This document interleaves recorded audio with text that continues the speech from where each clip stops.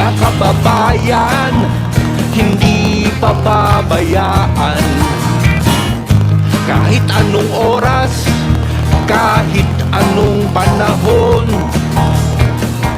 sa sakuna at krisis, may tol kang maaasahan. Usapang tol, usapang tol.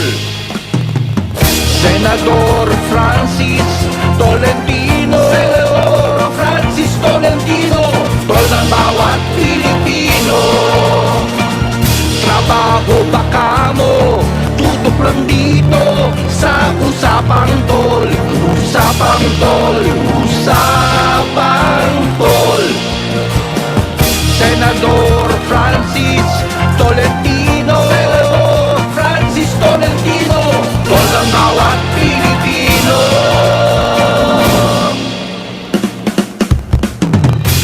Magandang umaga Luzon, Visayas at Mindanao. Ngayon po ay araw ng Miyerkules, ika-13 sa buwang ito ng Marso taong 2024. Ako po si Cecil Villarosa at ito pong muli ang programang Usapang Tol. Makakasama natin siyempre maya-maya lamang, walang iba kundi ang tol ng bawat Pilipino, Senator Francis Tol Tolentino. Ngayon pong umagang ito ay ang ating pong programa ay live po na namomonitor din o napapakinggan sa mga regional stations ng DWIZ 882 at simulcast din sa Aliw TV Channel 23. Yung ating mga kababayan mula sa iba't ibang panig ng bansa o ng mundo ay maaari din pong sumabaybay at mag-participate sa ating talakayan sa pamamagitan ng online media accounts ng DWIZ 882. Pwede po kayo mag-participate sa pamamagitan po ng pag-comment sa Facebook page ng DWIZ o kaya po ay magpadala po ng mensahe sa aming hotline sa 84701750 hanggang 54 o di kaya po ay sa aming text line 0999-376-6768. Kahapon po ay nakauwi na yung ating mga kababayan na sakay ng MV True Confidence. Sila po yung 11 Filipino seafarer na lula ng barkong inatake ng mga rebeldeng Houthi sa Gulf of Aden noong 1 linggo. No, yung pag-atake pong yan ay resulta pa rin po o konektado pa rin doon sa nagaganap na giyera sa Gaza. Kaya po ang ating panalangin ngayong buwan ng Ramadan, ginugunita po ngayong buwan, ang buwan ng Ramadan o buwan ng pag-aayuno ng ating mga kapatid na Muslim, kapayapaan sa Gaza. Nang sa gayon, wala na pong mabiktima pa, hindi na po maulit yung insidente ng karahasang yan, at wala na nga pong maipit sa nagaganap na kaguluhang yan, regardless of any nationality.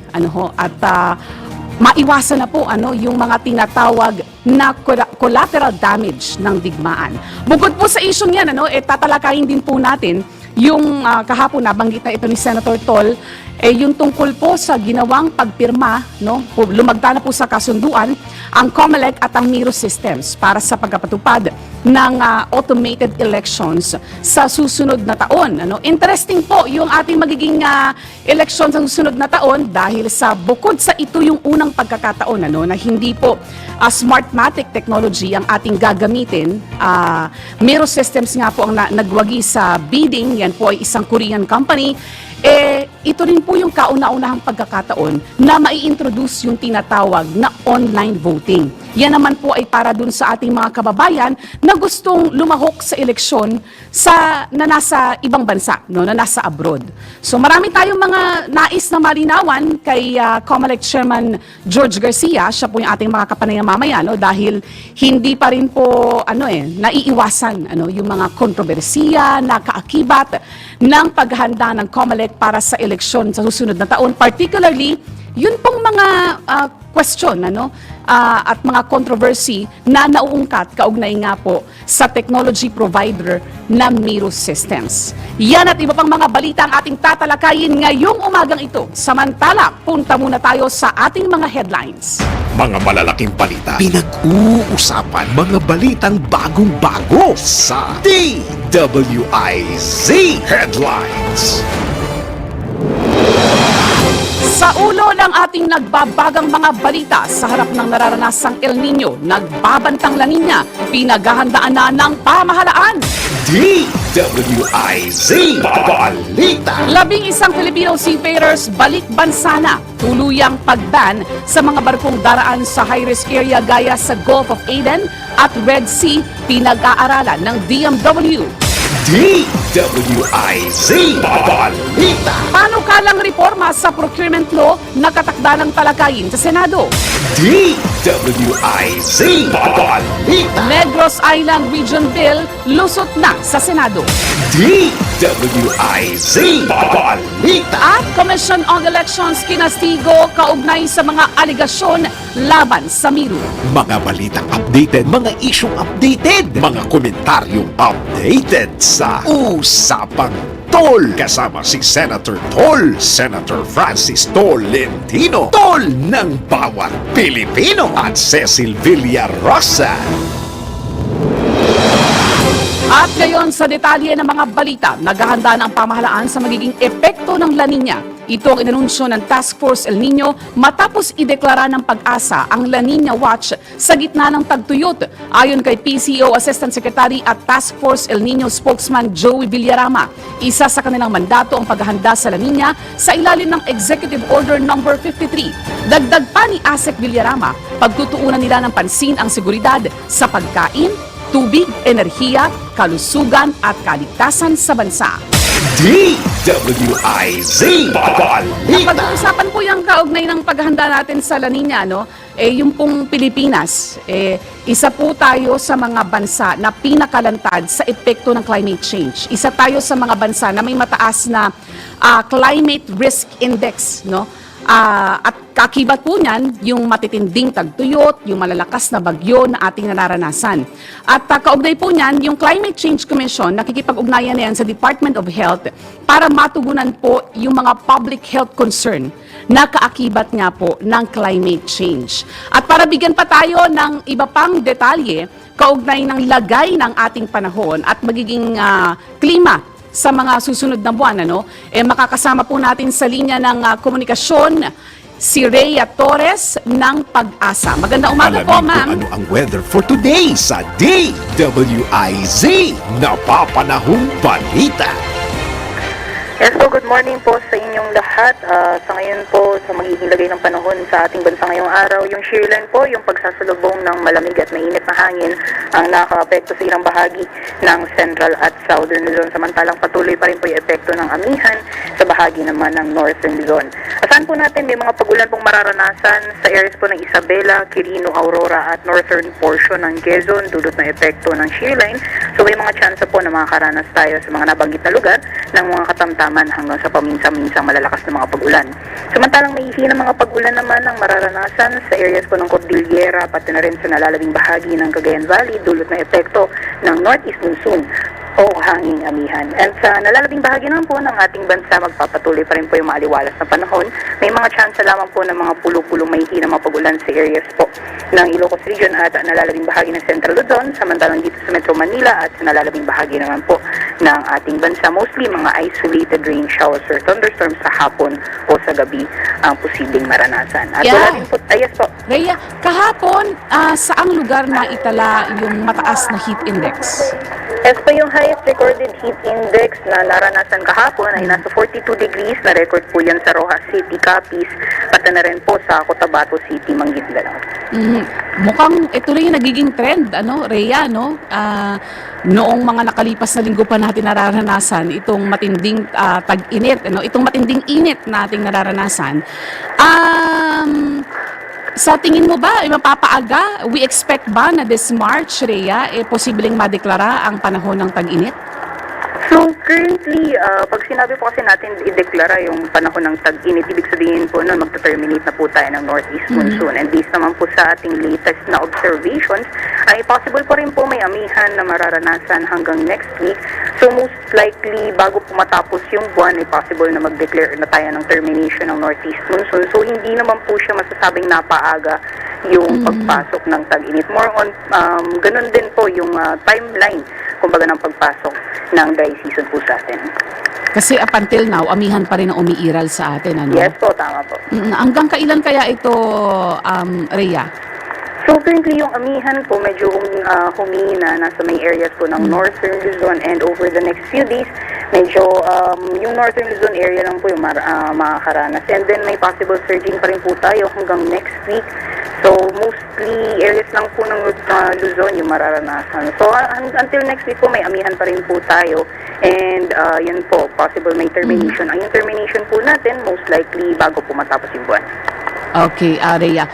One more thing, Rhea, no, dahil may mga lugar sa bansa na nakakapagtala ng mataas na heat index, yung above 40 na heat index. Like sa isang linggo, 3 beses na nakakaranas ng mataas na heat index. Gaya sa Cotabato City, na 40 plus ang naitalang heat index. Ano ba ang implication nito, Rhea, kapag matindi ang nararanasang heat index sa isang lugar? So, yun po, meron po tayong classification pagdating po sa heat index. So, meron tayong certain range na kung saan may mga epekto po yung matataas na amounts or mga numero ng heat index. So, currently, yung mga values po na 40 pataas ay nasa extreme caution or danger classification or extreme danger classification na po yan. So, possible po na makakaranas ng mga heat cramps or heat exhaustion, and possible po na mas mataas po yung prolonged or mas mataas po yung chance maranasan po, lalong-lalo na if prolonged po yung exposure natin. So, as much as possible po, pag nakakaranas po tayo mataas na heat index or yung forecasted heat index ay mataas, ay paniguradawin po natin na hydrated po tayo lagi. At iwasan po natin na nasisilayan po tayo or nasisinagan po tayo ng araw. So, importante, no, na laging hydrated, at kung pwede naman na wag munang lumabas, no? I mean, magstay indoor, gawin po muna para Yes, maiwasan po, po yung matinding epekto ng mainit na panahon. Maraming salamat, Rhea! Salamat din po. Good morning. Yan po si Rhea Torres ng Pag-asa. Samantala sa kaugnay pa ring balita, kaugnay ng binabantayan nating level ng dam, patuloy po sa pagbulusok ang antas ng tubig sa mga dam sa bansa. Kabilang po dyan ang Angat Dam, La Mesa, Ambuklao, San Roque, Pantabangan, Magat, Binga at Caliraya Dam. Paliwanag ni Pag-asa Hydrometeorological Division Hydrologist Oyi Pagulayan. Ito ay dahil sa kawalan o kakulangan ng tubig ulan, bunsod nga ng tumitinding epekto ng El Nino. DWIZ Balita. Tanggap tayo ng pag-uulat mula sa labas ng himpilan. Report mula kay Patrol 13 Gilbert Perdes. PBBM nagdeklara ng holiday sa buong lalawigan ng Cavite sa March 22. Detalye mula kay Gilbert Perdes. Gilbert. Idineklara ni Pangulong Ferdinand Marcos Jr. bilang special non-working day ang Marso 22, araw ng Biyernes, sa buong probinsya ng Cavite. Ito ay para sa pagdiriwang ng anibersaryo ng kapanganakan ni General Emilio Aguinaldo, ang kauna-unahang Pangulo ng Republika ng Pilipinas. Batay sa Proclamation number 492, nakasaad na nararapat lamang na mabigyan ng oportunidad ang mga Caviteño na makaisa sa okasyon. Si Aguinaldo ay pinanganak sa Kawit, Cavite noong March 22, 1869. Samantala, deklarado rin bilang special non-working day ang March 22 sa Baliwag, Bulacan para naman sa birth anniversary ng manunulat at propagandistang si Mariano Ponce. Patrol 13, Gilbert Perdes, nagbabalita ng tama, naglilingkod ng tama.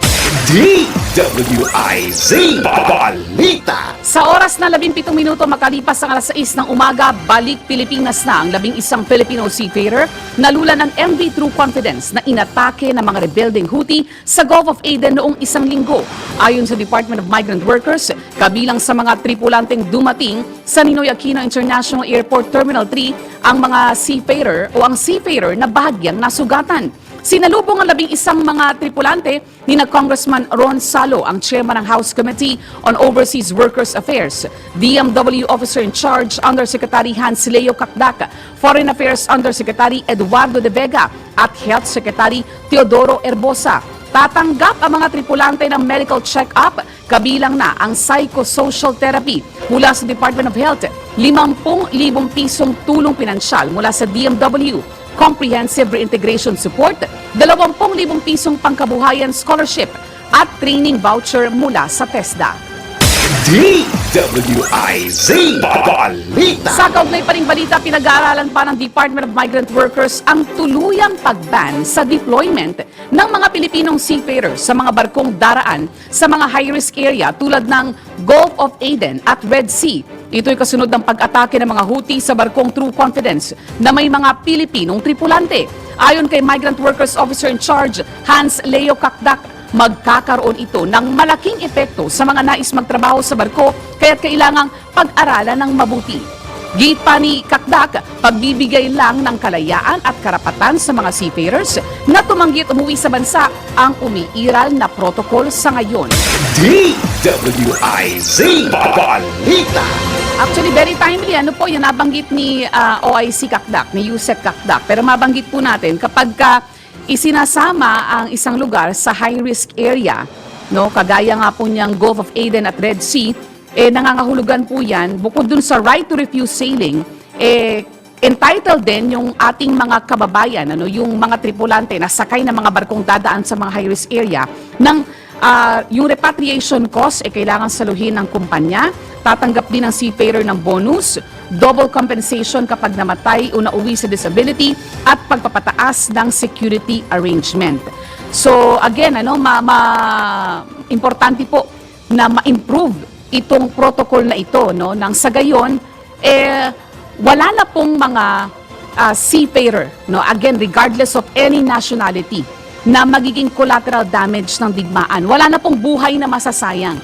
Yun, kasi more than the effect doon sa international economy, sa world economy, nitong nangyayaring kaguluhang ito dyan sa bahagi ng Red Sea, dahil importanteng shipping lane po yan yung area pong yan, may mga buhay nga po na nasasayang, na sana po hindi na maulit.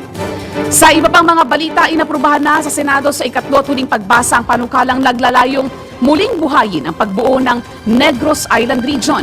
Ang Negros Island Region ay binubuo ng mga lalawigan ng Negros Occidental, City of Bacolod, Negros Oriental at Siquijor. 22 senador ang pabor sa Senate Bill No. 2507 na iniakda ni Senator Joseph Victor Ejercito. Ayon kay Senator Ejercito, layunin ng panukala na hatiin sa dalawa ang 6 na cluster ng regional offices para matiyak ang epektibong paghahatid ng serbisyo sa mga mamamayan sa buong Negros Island. Palalakasin din anya ng Negros Island Region o NIR law ang local autonomy at magpapabilis sa economic, cultural at social and development sa rehiyon. DWIZ Balita. Tanggap pang muna tayo ng pag-uulat, ano? Siguro isa pang report, ano, mula sa labas ng himpilan. Report mula kay Patrol 11 Tina Nolasco, ang Miro System nagpaliwanag sa hindi pagdalo sa pagdinig ng komite ng Kamara. Tina? Humingi ng dispensa ang South Korean company na Miro System sa hindi pagdalo sa pagdinig ng House Committee on Suffrage and Electoral Reforms kung saan inaasahan ang demonstration sa paggamit ng voting counting machines na kanilang gagawin para sa 2025 midterm elections. Sa inilabas na pahayag ng kumpanya, sinabing itong hindi sinadya ang kawalang paggalang sa mga miyembro ng naturang komite. Nasa proseso lamang umano sila ng customization at umaasang madedemonstrate nila ang machine sa mababang kapulungan oras na handa na ito.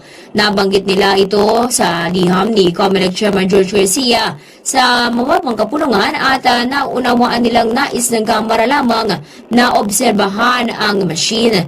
Busot ito pag-itiyak ng kumpanya na makikipag-ugnayan sila sa COMELEC para sa schedule ng session sa lalong madaling panahon. Oras na handa na silang ipakita ang integridad at performance ng counting machines. Ito si Patrol 11. Tina Nolasco para sa impilang may todong lakas DWIZ, nagbabalita ng tama, naglilingkod ng tama. DWIZ Balita. Oras sa buong Pilipinas, ganap ng 6:22 ng umaga. Senador Francis Tolentino, Senador Francis Tolentino, tol ng bawat Pilipino, tol ng bawat Pilipino. Nagbabalik po ang programang Usapang Tol sa oras na 29 na minuto makalipas ang alas 6 ng umaga. O yung PHIVOX po pala nagpalabas ng VAG alert sa Taal Volcano dahil po yan sa smog. Ayon sa PBOX, alas 2 ng hapon na may ulat ang volcanic smog sa kaldera ng bulkan. Nakapagtala ang PBOX ng 6,837 tons per day ng volcanic sulfur dioxide sa Taal mula pa noong Lunes. At ito yung mga lugar na apektado po ng VAG. Agoncillo, mga bayan ng Agoncillo, Laurel, Balete, Santa Teresita, Calaca, Mabini, Mataas na Kahoy, Lemery, San Nicolas at Talisay. At kaugnay po niyan, inabisuhan ng PBOX ang publiko na mag-ingat at magsuot po ng N95 face mask para maprotektahan ang kanilang mga sarili mula sa epekto ng VAG. Ang Taal Volcano nananatili sa Alert Level 1 o Low Level Unrest.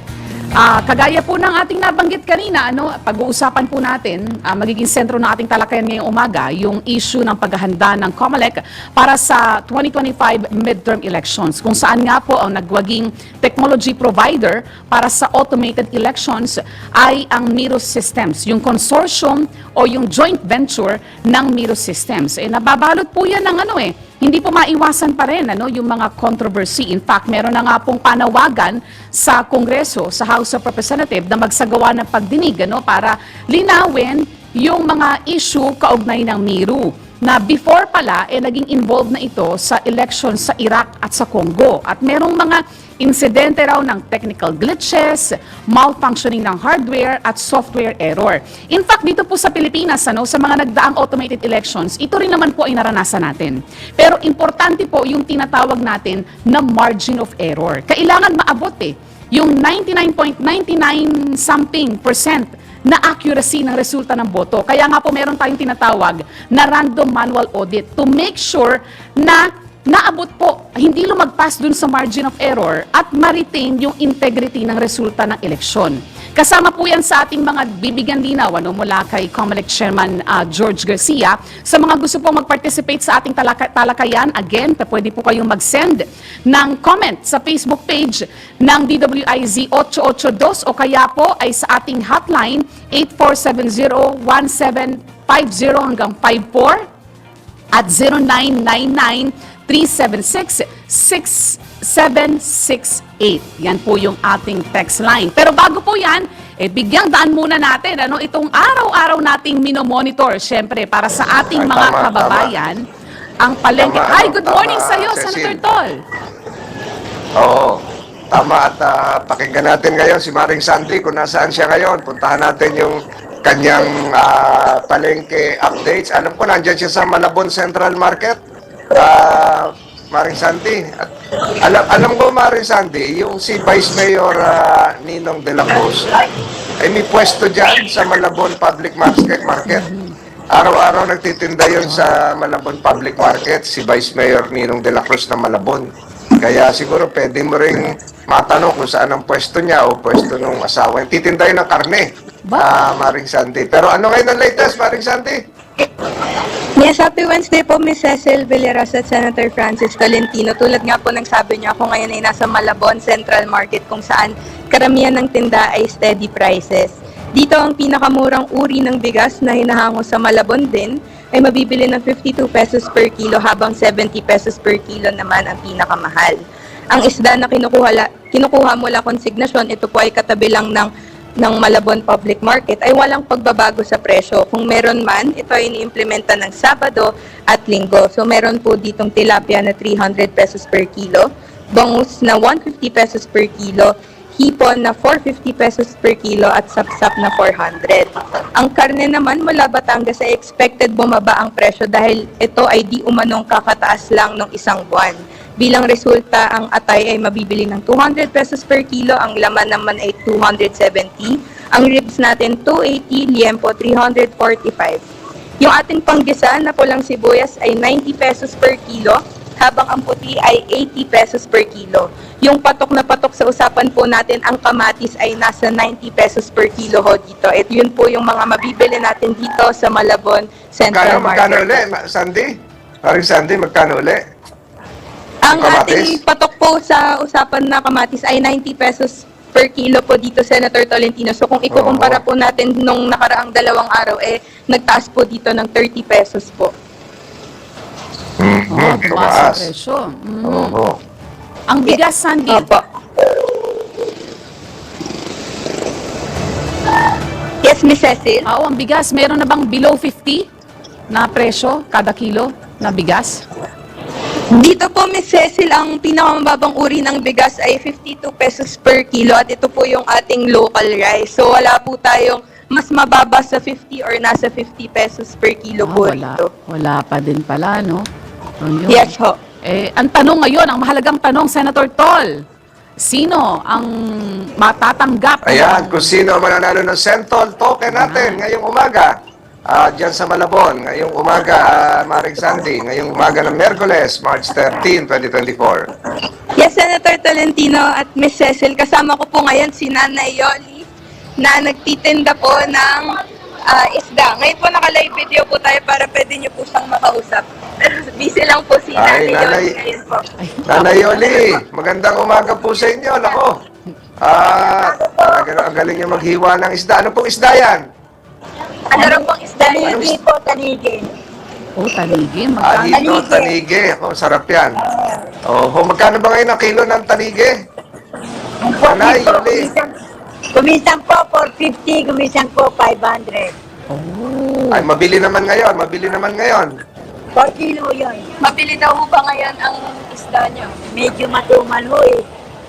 Medyo matumal Ayun, di po. bale, palapit naman ang mahal na araw, lalakas po yan. At ang importante po, kayo ay malusog din dahil ano ngayon, Women's Month, dapat malusog kayo, Nanay Yoli.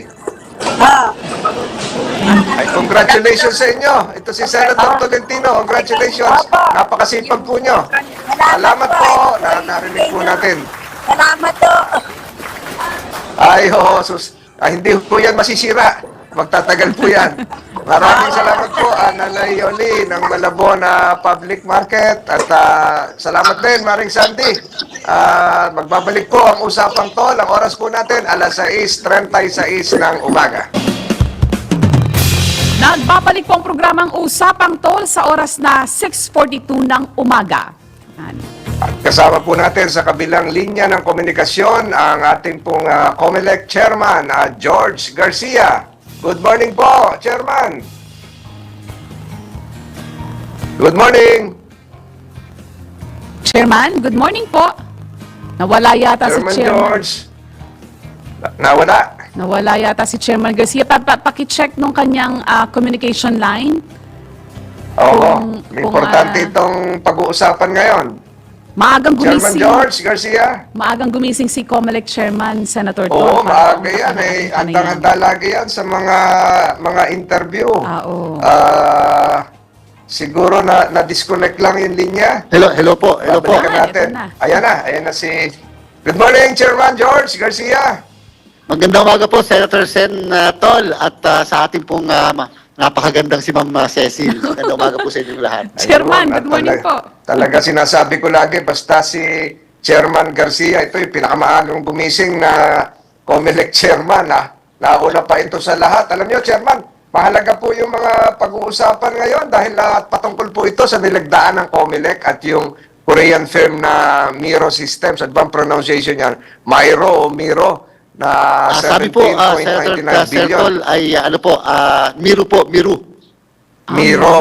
Ayun, yung Opo. 17.99 billion pesos na kontrata para sa nagagamitin sa automated election system ngayong 2025 elections. So, tuloy-tuloy na ba ito, Chairman? O hihintayin pa yung, alam ko merong nakapending pa na Supreme Court case, ang Smartmatic.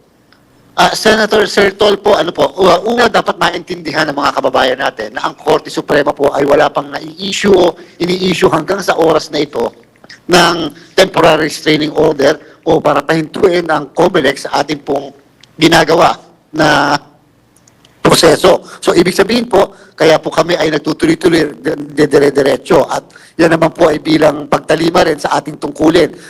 Para po malaman po ng ating mga kababayan, medyo mahaba, medyo napaka-iksi na po kasi ng panahon na meron ang COMELEC.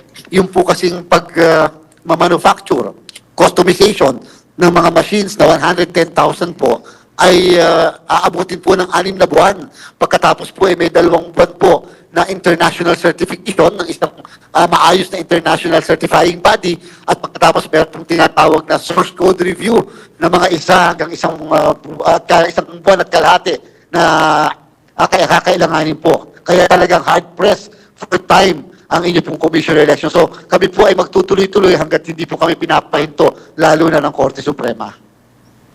So, dire-diretso lang yan. Alam mo, Chairman, ito yung, siguro, tatanong ko na rito, pero sa susunod, itatanong ko rin to pag nagkaroon ng hearing ang Senado, ito ay patungkol doon sa, kasi itong Miro, ay meron itong mga kapartner, meron itong mga, kasi ano to conglomeration ito ng dalawa pa ata ang kapartner nito. Yung bang kapartner nila ay talagang may track record na rin sa pagsali, sa halalan, o mga baguhan ito? Mga joint venture ito At saka pangalawang tanong, tatanong ko na rin, nung bang ang Miro gumanap sa Congo elections at kung sa Iraq man, ganon din ba siya? May mga ka-joint venture din ba siya, Chairman? Una po, Sir Tol at Ma'am Cecil, para din maliwanag, sa ating po kasing batas sa automation, yung Republic Act 9369, na matagal na po yun, hanggang ngayon wala pa pong pagbabago o amendment. Ang sabi po kasi nung batas na yon, basta dapat may Filipino kapartner ang isang kumpanya na katulad ng Miro dito sa ating bansa. Hindi binanggit na dapat ay merong election experience yung mismong kapartner na yan. In fact po, yung kapartner na meron po ang Miro, base po sa ating pagtataya, base sa naging recommendation ng aming Special Bids and Awards Committee at kasama na rin po ng aming Technical Working Group, ay hindi po involved sa election. And yung po naman ay nakapasa sila doon sa mismong requirement ng ating batas at yung decision din ng Supreme Court sa Roque versus Comelec at mga iba pang desisyon. Ngayon po, doon sa issue po patungkol sa Congo at Iraq, kami po ay aware tungkol sa mga akusasyon o aligasyon na yan. Ang problem po kasi, Sir Tol at Ma'am Cecil, yung po kasing mga aligasyon na yan, hindi naman po formal na naipabigay sa atin. Ibig sabihin, wala naman pong under oath man lang na sinabi kung paano nangyari yon. Samantalang ang inyo pong Commissioner Elections ay nakatanggap ng certification mula sa United Nations mismo na nagsasabing naging maayos ang eleksyon sa Iraq. Kung may nagre-reklamo po doon, yung pong natalo ang nagsasabing nagre-reklamo. Dito naman po sa Congo, ang mismong Electoral Commission ng Congo ang nagsabi po na maayos ang naging halalan nila at wala po naging problema. Yung po ang naging basihan namin sapagkat, Sir Tol, yung po ay mga official declaration coming from official bodies. Yung po kasi mga aligasyon, yung po ay lumabas sa mga sa ilang social media accounts pero hindi po yun verified. Ang tanong ko rin ang kakabit na tanong doon, Chairman, nung bang nag-participate sila sa Congo elections o sa Iraq, sila ba stand-alone o talagang kinailangan din nila ng mga kapartner, ka-joint venture? Kasi mukhang stand-alone po. Hindi. Stand-alone. Mukhang stand-alone po dahil wala naman po requirement yata doon sa mga batas nila na dapat ay may partner na Filipino. Dito po sa atin, lagi tayo nagre-require upang kahit paano meron tayong mahahabol ng mga Filipino partners dito sa ating bansa. Sino pala, Chairman, yung dalawang Filipino partners na kasali dito sa joint venture na ito? Para Kung malaman hindi po din ang ating nagkakamali, mga kababayan. Sir Tol, yung isa po yung Timothy Construction at pasensya na po, hindi ko po exactly ma-recall yung pangalan pa. Timothy Nung isa pang, Construction. partner. Construction Corporation ito. Opo, tama po kayo, Sir Tol. Opo. Palagay ko meron po, pa isa, kaya no? sila kumuha ng partner nila ganyan upang mas mapataas din yung tinatawag na NFCC, yung po bang kinakailangan, yung requirement ng batas, Sir Tol po, yung ating pinag-uusapan dati, na ang requirement ay kinakailangan merong 50% na nagawa na proyekto na in relation to sa supply, sa delivery, sa manufacturing, and etc. Yes, correct. Oo. Sa susunod siguro, aalamin natin kung sino yung pangalawang partner at sino ang mga bumubuo nito para alam din ng ating mga kababayan na yung nakapartner ng Miro ay mga credible and with outstanding track records. Pero maiba kami ng tanong, Cecil. Ang pinag-uusapan ngayon, yung continuing registration ngayong weekend. Ano po ang latest dito, Chairman? Natutuwa po tayo, Sir Tol at Ma'am Cecil. Alam niyo po, unang araw pa lang ng February 12, may 89,000 na po kagad ang nagparehistro. As Ang of dami. kahapon po, Sir Tol at Ma'am Cecil, may na 1.3 million na po ng mga kababayan natin ang pumunta sa mga registration sites. Sadya namang napakainit ng pagtanggap po ng ating mga kababayan sa ating pong continuing registration. At tama po kayo, ngayon pong Sabado at meron pa nga po minsan linggo ay tayo po yung nagkakaroon ng tinatawag na Registration Anywhere program na kung saan ang mga kababayan natin kahit na hindi umuwi sa mga lugar kung saan talaga sila boboto ay pwedeng marehistro kung saan sila nagtatrabaho, saan sila nag-aaral. Yan po ay, yung RAT na yan, na tinatawag, ay internationally awarded at recognized. Ibig sabihin, kinilala po ito abroad at sinabi, napaka-innovative ng ating pong proyekto na ito. Huwag po mag-aalala ang lahat, Sir Tol at Ma'am Cecil.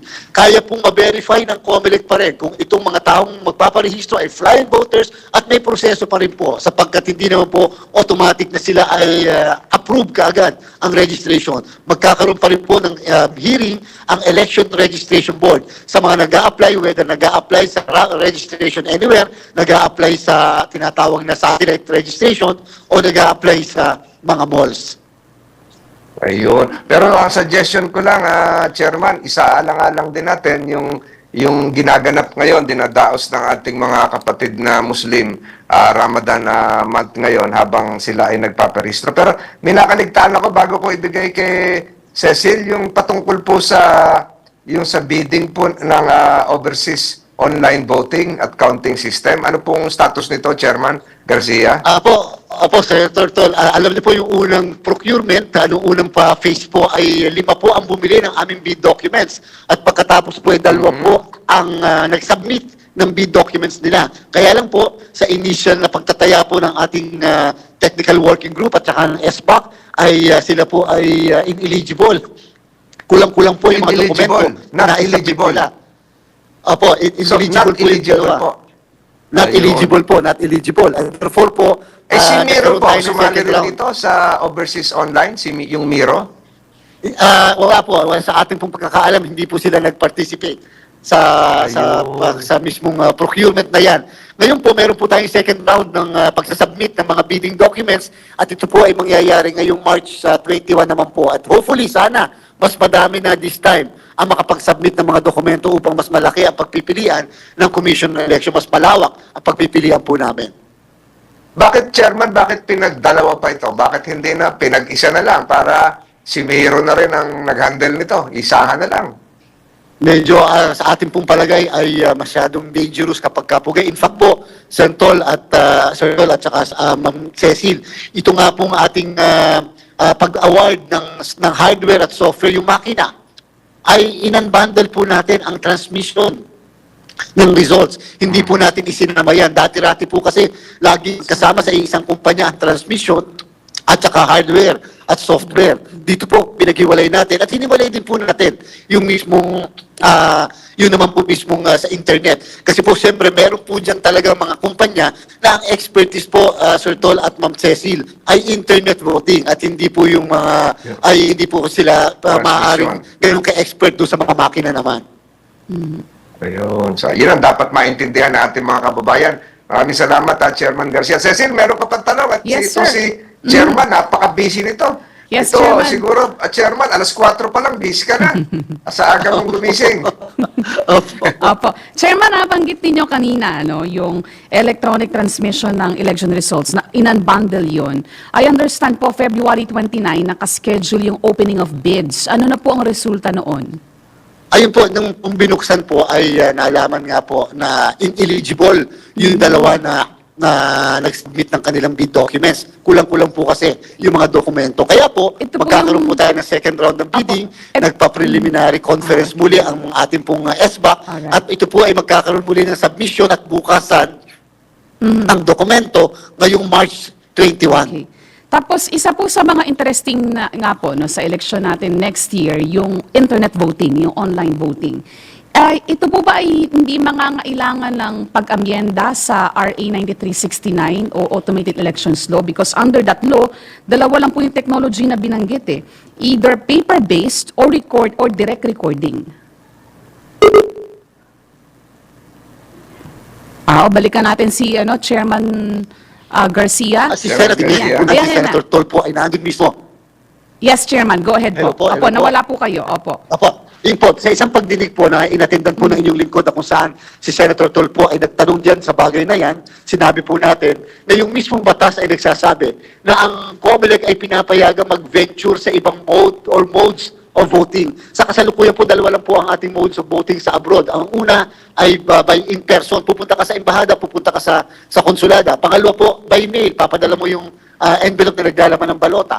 Alam niyo po, nung nakarang eleksyon ng 2022, highest po sa ating kasaysayan yung pong nakaboto sa abroad, 40.59%. Take note po, 40.59% na highest pa yun, hindi naka 50%. Ang ginastos po natin ay almost 500 million. Ang nakaboto mga kababayan natin is only 600,000 na ang botante po natin ay 1.697 million abroad. So ibig sabihin po, parang wala yung interest ng ating mga kababayan sapagkat hindi naman po 1.697 million lamang ang ating mga kababayan abroad, pero yun lang po ang nakarehistro at ang boboto ay 600,000. Lagi pong tinatanong ni Senator Tolpo sa hearing, ano yung per capita? Lalabas po ang per capita is almost 600 pesos. Napakamahal. Kaya po kami nag-venture sa ibang paraan ng pagboto. Una, mas mura, at pangalawa, baka sakaling mas makakaboto ang mga kababayan. Lalo na po yung concern ni Senator Tol, ang mga seafarers, habang naglalayag, hindi na nila kailangan pumunta pa sa isang pier. So sa isang magdaong sa isang pier upang makaboto using their laptops, iPad, cellphone, at wag po mag-alala mga kababayan natin. May biometrics po. Ibig sabihin, pwedeng titingnan muna yung facial recognition, iris, at pagkatapos fingerprint bago makaboto ang mga kababayan natin. One more thing na lang po, Chairman. Isa sa important component po noong technology ng automated election system, yung pong VVPAT, yung Voter Verified Paper Audit Trail, kasi yan po yung resibo na niluluwa ng makina to make sure na nababasa ng tama ng makina yung boto ng ating mga kababayan. Ito po bang VVPAT na ito ay kasama pa rin po sa features ng Miro Systems? Ay, nandyan pa rin po. At the same time, mas dinagdagan pa po natin, ni-require po natin na madagdagan. Meron na po yung QR code na kung saan yung mismong machine ay pwedeng basahin yung QR code. At the same time, para po sa kaalaman ng lahat, yung makina, kapag ka ito ay nakapag-suma total na, nakapag-print na ng election returns, ito po ay magtatransmit ng result simultaneously. First time po itong gagawin sa PPCRB, sa NAMPREL, sa kapisanan ng mga broadcaster ng Pilipinas na miyembro ang DWIZ at sa ating pong majority party, sa minority party upang silang lahat ng entities makapag-compare among themselves doon sa results. At the same time, pag natapos na po lahat ng prosesong yan, sa mga watchers po, ipapakita natin doon sa 13-inch screen ng makina yung lahat ng ballot images na naipasok sa makina upang sila mismo mag-manual count doon, pag-picture doon sa mga balota na naipasok at sila mismo magsabi kung tama o hindi ang na-transmit na results. One more thing na lang po, Chairman, pahabol lang. Kasi nabanggit niyo po na yung source code bubuksan sa publiko. Yung source code, yan po yung naglalaman ng human readable instruction ng gagamiting software sa automated election system. Although we understand the intention behind because that is additional transparency, kaya lang hindi po ba yan ay risky? Kasi baka posibleng samantalahin ng mga nag-iisip na hindi maganda at mahak o ang target ay masabotahe po ang ating eleksyon? Alam niyo po, Ma'am Cecil, ang nag-offer mismo dyan ay ang Miro. Ganon sila kakampante at kakumpiyansa sa kanilang sistema. Subalit, siyempre, ang may final say sa bagay na yan ng COMELEC at aalamin natin anong part ng proseso doon sa mismong source code dapat ang pwedeng ilagay mismo sa website ng COMELEC upang ang lahat, kung gusto nilang ma-hack, kung gusto nilang matingnan, ma-analyze mabuti, ay gagawin po natin. Tama po kayo, in the interest of transparency. Kung dati-rati po hindi ginagawa, kung kaya at pwede namang gawin, without compromising siyempre yung integrity ng ating pong results. Aalamin pa po natin yan kung aling parte ang pwede nating talaga naman pong public ang ating pong source code review. Available yan sa lahat ng mga magagaling nating IT experts dito sa ating bansa. Subalit pwede rin namin pong ilagay mismo sa website. Katulad po yung aming terms of reference ng lahat po ng pinoprocure natin since last year. Nasa website po yan ng komisyon. Okay. Marami pong salamat, Chairman. At patuloy po kami Maliwanag yan at siguro hindi pa ito yung una at huling pagkakataon na maimbitahan ka namin, Chairman George Garcia, sa programang Usapan Tol at talagang alam ko namang handang-handa mong tugunan yung mga tawag na ganito at sinasabi ko, Cecil, isa sa pinakamaagang gumising at pinakamasipag na ating COMELEC chairman. Chairman George Garcia, maraming salamat po sa Maraming pagpapaunlak salamat sa po, Sir Tol. At invitasyon. Ma'am Cecil, alam niyo naman po, kami laging sumusuporta sa inyo bilang advocate din ng maayos at magandang halalan sa ating bansa.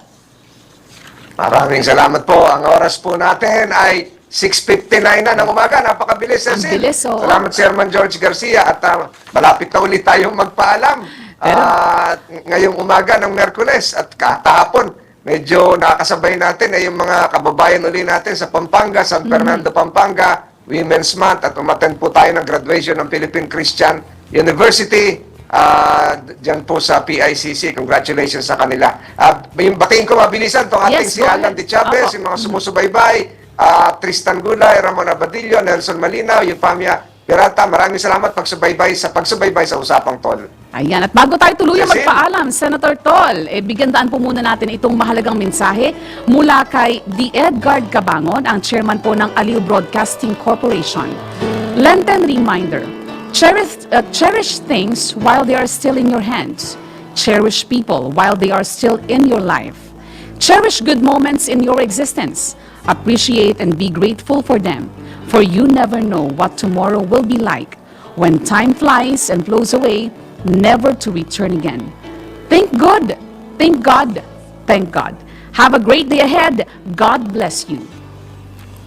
Ayun, Cecil, ang bilis ng oras. Oo nga po, ang bilis ng sa lahat oras. po ng ating tiga-subaybay sa Metro Manila, 88.882, sa Davao, 98.7, sa Cebu, 106.7 FM, sa Dagupan, 89.3 FM, at sa Naga, 95.1 FM, at sa Tacloban, 89.5 FM. Ito po si Senator Francis Tolentino. Magkikita po muli tayo bukas sa susunod na kabanata ng Usapang Tol. Magandang umaga sa inyo lahat. Maayong buntag. Ako naman po si Cecil Villarosa. Antabayanan po ang susunod na programang Pasada Balita kasama si Kuyang John Ibanez. Senador Francis